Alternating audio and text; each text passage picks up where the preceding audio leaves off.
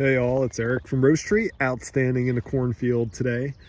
Wanted to talk about some technical choices that we make on herbicides. In this case, conventional non-GMO corn.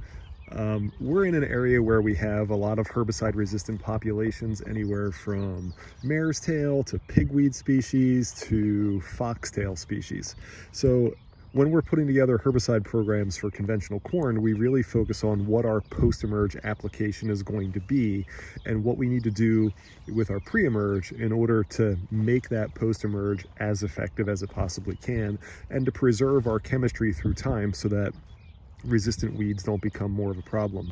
So out here today in an area that has not only herbicide resistant pigweed but also has herbicide resistant foxtail, and when we look at conventional corn post-emerge applications, I rely a lot on Impact and Laudis as two products for my post-emerge, and I'll develop herbicide programs around those two products. So this is what Impact looks like on corn, and you can kind of see right here the weeds are turning a little bit white, which is exactly what you would expect to see from Impact.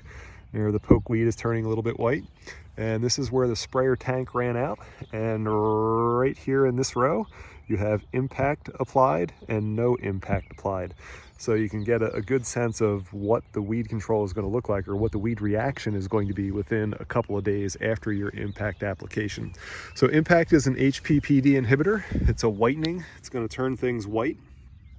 Generally, when you get grasses about this tall, that's about your limit for what Impact is going to do. So we always try to make these post-emerge applications on corn when the weeds are 2-3 inches tall. Does a pretty good job on all of our annual grasses, does a fairly good job on our annual broadleaves. Mostly when I do Impact applications on conventional corn, I'm doing an Impact plus Prowl plus Atrazine in more of a comprehensive program.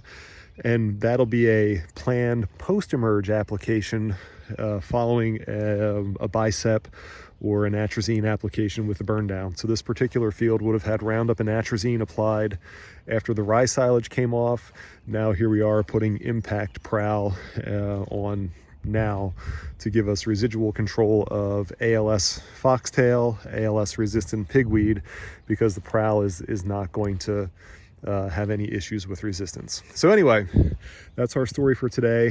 When you're working with conventional crops, non-GMO crops, focus on what you want your post-emerge application to look like, and then work backwards to create a herbicide program that is just comprehensive and covers all your bases.